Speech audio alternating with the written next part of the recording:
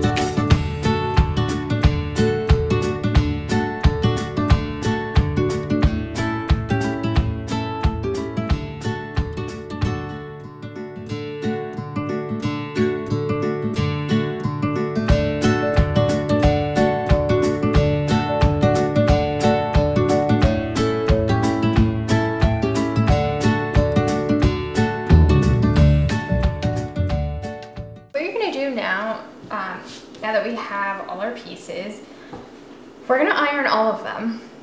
You definitely want to do that so that it's completely flat. And then what you're going to do is take your piece that's 11 by 15 and what you're going to do is flip it to the wrong side. And when you iron this one, you want to go in about 1/4 inch and then fold one more time 1/4 inch. So take the 1/4 inch, iron this down, then it'll be easier to flip it over one more time. Iron that 1/4 inch down as well, and you're gonna want to sew down this. So what you're gonna want to do, let's see if I can show you, is you're gonna want to place some pins along this edge so that you are sure to not have any shifting while you're sewing. If you're a pro, then you won't need to do this, but I like to put a few pins, so I like to place them inward. So I'm going to place a pin here. You can see that. And then I'm just going to do like 2 or 3 more up across this so that it's secure, and then I will show you how to sew it. And now let's bring it to our machine. So just a few things before we start. You just need a regular foot for this, your all-purpose foot. I have my tension on this machine at like between 4 and 5. I have my width at 2, my length at 2.5, and it is set for a straight stitch. So once you've done all that and you have it threaded and it's ready to go, you can remove that first pin and then put your presser foot down And you want to line up this edge with a line on your machine. And what I'm trying to do is basically stay as close to this edge as possible while still staying aligned. So if you keep your eye on your fabric, keeping it within this line here, you will not have any problems with any shifting or have it look crooked. So we're going to start by doing a couple of stitches first. You want to make sure you back stitch. And now go all the way down. And just make sure you remove your pins as you go. So this way you don't have any issues and then have to start again, because that would definitely not be fun. So go ahead and go all the way down.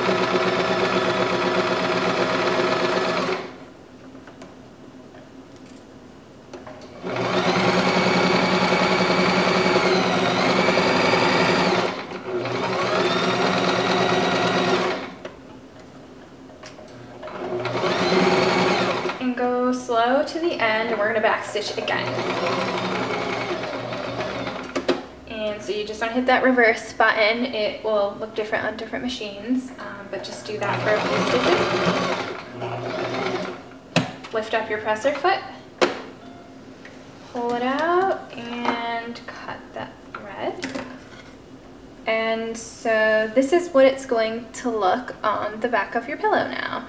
So that little cuffed side is your back side, and this is the front. You're going to want to go ahead and do this to the other piece, and then I will show you how to pin it all together, sew around, cut your corners, and flip it through so you're ready to go. So the next step you're going to want to do is match up our fabrics so we can create the actual pillowcase. So what we're going to do is take our 15 by 15 piece first. You're just going to place that down and make sure the right side is facing you. So here's the right side, and underneath is the wrong side. Then we're gonna take our first piece, and this is the 11 by 15 piece we cut. Place one down where the side that you sewed is on the center and the other end matches up here perfectly. Then we're gonna take the other one. Oh, and I didn't mention, but with this, the right side is facing down. So essentially you have right sides facing each other. You're gonna do the same with the other piece. You're going to make sure the wrong side is facing you, match the opposite end, and keep the hem end in the middle portion. With all of these pieces, just try to get it as lined up as possible. So that looks pretty good. And then we're gonna pin all the way around.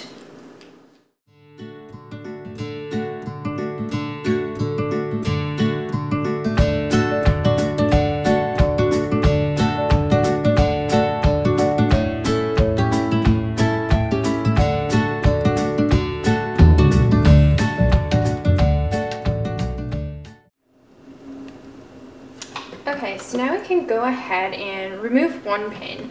I'm starting on a corner here, and I'm doing about a 5/8 seam allowance. That is a good start, and you're not going to go all the way to the edge here. You're gonna start about 5/8 in, lower your presser foot there. We're not going to go all the way to the edges, so you'll see how that works in a second. And you can go ahead and start sewing down a few stitches. Oops, sorry, machine's off. There we go.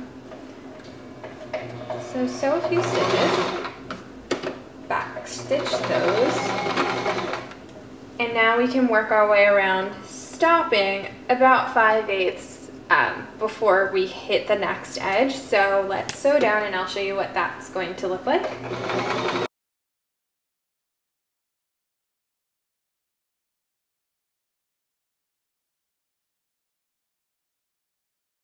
So what you're going to want to do is put your needle down, take this pin out, lift your presser foot, making sure your needle is down, and pivot your work so that you can go and sew down the next row.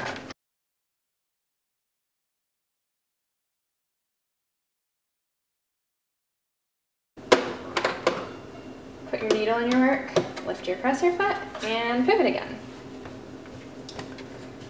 2 more sides to go and we'll be done.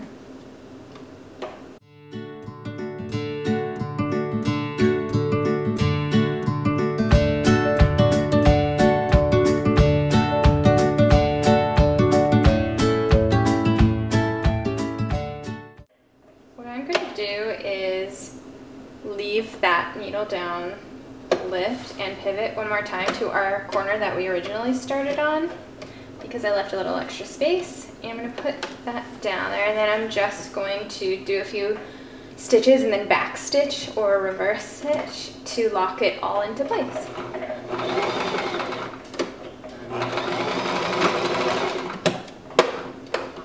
And now it's ready to cut.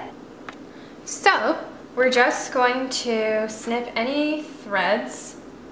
So these ones from the beginning, these ones from the end, and I didn't mention before, but I had already snipped any threads from sewing the seam down the center of the 2 smaller pieces, so that's done. But we're going to